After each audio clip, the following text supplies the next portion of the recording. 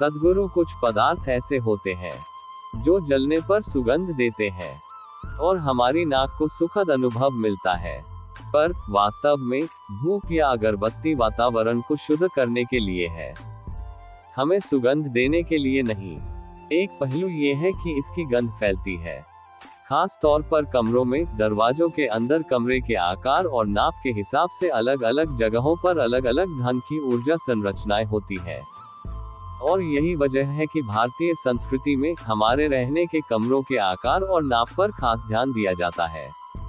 अगर कोई कमरा बहुत ज्यादा हवादार हो, दो दीवारें खुली हुई हो, तो ये लगभग बाहर की खुली जगह जैसा ही होगा, पर वो अलग बात है। ज्यादातर घर ऐसे नहीं बनते। आप बहुत ज्यादा खिड़कियां खुली नहीं रख सकते क्योंकि आपके पड़ोसी भी हैं। घरों में एसी भी लगे होते हैं और मौसम का ख्याल भी रखना पड़ता है। अलग अलग तरह के आकारों और नाप की वजह से अलग अलग तरह की ऊर्जा संरचनाएं बनती है। अगर ये संरचनाएं बहुत शक्तिशाली हो तो इनका असर आपकी भावनात्मक और मानसिक दशा पर भी होता है।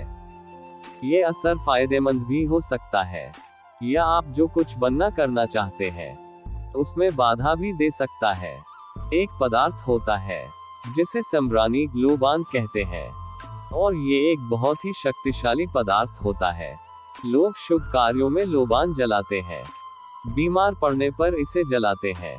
यह देखा गया है कि लोबान जलाने से वहां की हवा में, जमीन या फर्श और दूसरी सतहों पर रहने वाले कीटाणु मर जाते हैं। सनातन हिंदू धर्म में अगरबत्ती का प्रयोग वर्जित है। दाह संस्कार में भी बांस नहीं जलाते। फिर बांस से बनी अगरबत्ती जलाकर भगवान को कैसे प्रसन्न कर सकते हैं? शास्त्रों में बांस की लकड़ी जलाना मना है। अगरबत्ती जलाने से पितृदोष लगता है।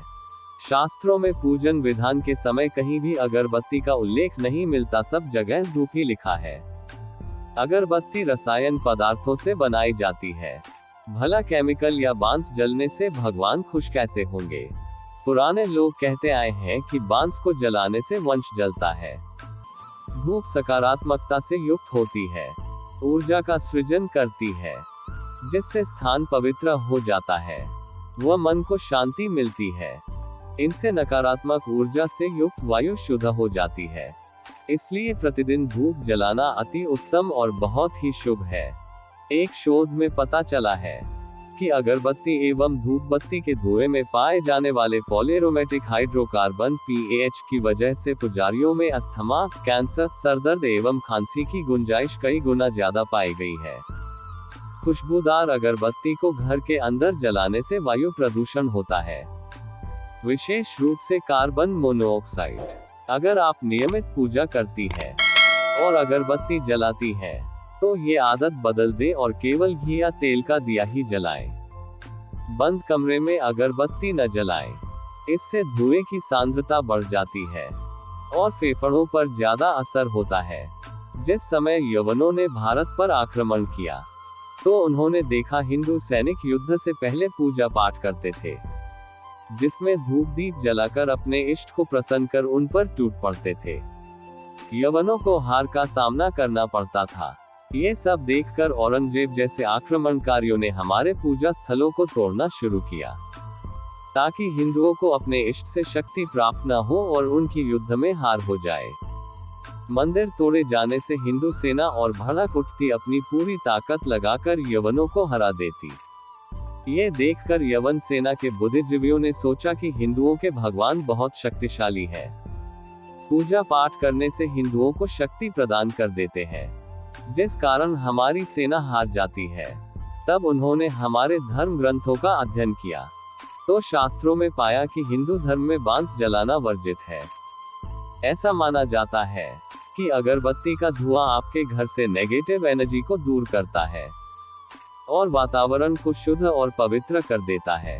अगरबत्ती का प्रयोग तकरीबन हर धर्म के लोग करते हैं, हालांकि खासतौर से हिंदू और मुसलमान इसका ज्यादा इस्तेमाल करते हैं। लेकिन क्या आपने ये सोचा है कि आखिर पूजा पाठ में लोग अगरबत्ती का ही प्रयोग क्यों करते हैं? आमतौर पर अगरबत्तियों को प्राकृतिक तौर पर ही बनाया जाता है, जो कि आपकी हेल्थ के लिए काफी अच्छे माने जाते हैं। प्राकृतिक चिकित्सा में इसके बारे में जिक्र किया गया है कि इसकी हल्की और मीठी सुगंध व्यक्ति के चित्त को शांत करती है, इसलिए इसका प्रयोग प्राकृतिक चिकित्सा में भी होता है। साथ ही ये नकारात्मकता का नाश करती है और आपके घर से निगेटिव एनर्जी को खत्म करके सकारात्मक सोच को जन्म देता है। अगरबत्ती जलाने से बैक्टीरिया का नाश होता है, इसलिए आमतौर पर अस्पतालों में भी अगरबत्ती जलाई जाती है। अक्सर देखा गया है कि घरों या मंदिरों में पूजा पाठ के लिए अगरबत्ती का प्रयोग किया जाता है। धूनी यानी धूप का प्रयोग भारत में प्राचीन काल से भगवान को प्रसन्न करने के लिए किया जाता रहा है। अगर आप अगरबत्ती का प्रयोग करते हैं तो आपके घर से धन की समस्या दूर हो सकती है। लोगों के पास पैसे तो आते हैं लेकिन वो टिक नहीं पाते, तो इस सूरत में आप शुक्रवार के दिन माता काली के मंदिर में जाएं और वहां माता के आगे धूप जरूर जलाएं।